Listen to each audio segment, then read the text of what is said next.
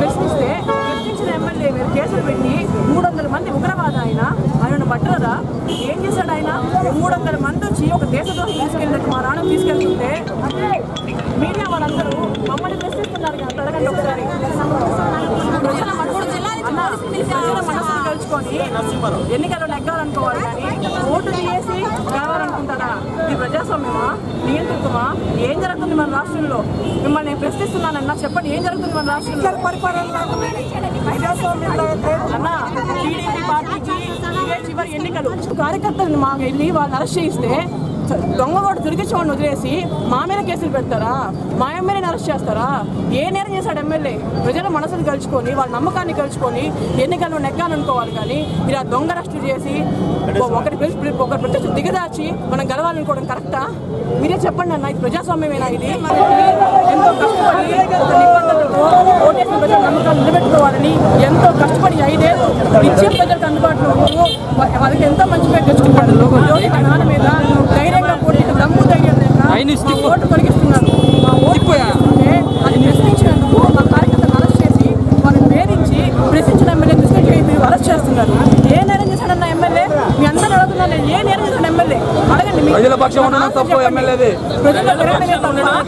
అసలు ఇంటెలిజెంట్ డిఎస్పీకి ఏం పడన్నా ఓట్లతో?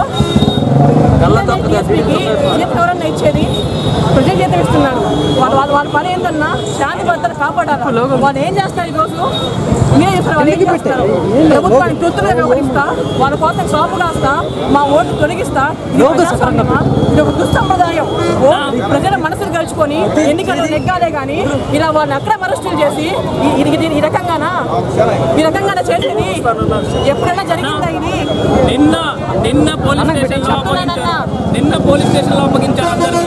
వాళ్ళని అప్పగించి అక్కడ 3 గంటలు ఉన్నాడు. 3 గంటలు ఏం అరెస్ట్ చేయలేదు? ఎందుకు అరెస్ట్ చేయలేదు? అప్పుడు ఇప్పుడు గుర్తొచ్చిందా? ఎవరు కాల్ చేస్తే వచ్చారు? ఇప్పుడు ఎవరు కాల్ చేస్తే వచ్చారు? ఎందుకు వచ్చారు? అసలుకి ఏదో ఒక రకంగా శ్రీధర్ రెడ్డిని దెబ్బతీయాలా? శ్రీధర్ రెడ్డిని అరెస్ట్ చేసినంత మాత్రం ఉద్యమాలు ఏమి ఆగవు.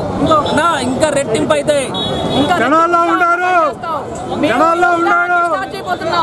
మాకు ఎస్పీ వచ్చి మాకు సమాధానం చెప్పాలి, ఎందుకు మమ్మల్ని అరెస్ట్ చేశాడు అని. ఆ సమాధానం చెప్పేదాకా మేము దీక్ష విరమించాం. మేము నిరాహార దీక్ష చేయబోతున్నాం. రేపటి రెట్టించే ఉత్సాహంతో మేము సమరోత్సాహంతో మేము పాల్గొంటాం ప్రచారంలో. ఈసారి ఇవే టీడీపీ చివరి ఎన్నికలు. నెల్లూరు రూరల్ లో టీడీపీ ఉండదు. ఏమన్నా మీ అందరూ దయచేసి మీ అందరూ కూడా టీడీపీకి అనుకూలంగా కాకుండా నిజాన్ని రాయండి, నిర్భయంగా రాయండి. మీరు 4th ఎస్టేట్ మీరు నిర్భయంగా నిజాలు రాయండి. మీరు మరిన్ని న్యూస్ అండ్ అప్డేట్స్ కోసం 123 నెల్లూరు యూట్యూబ్ ఛానల్ను సబ్స్క్రైబ్ చేసుకోండి.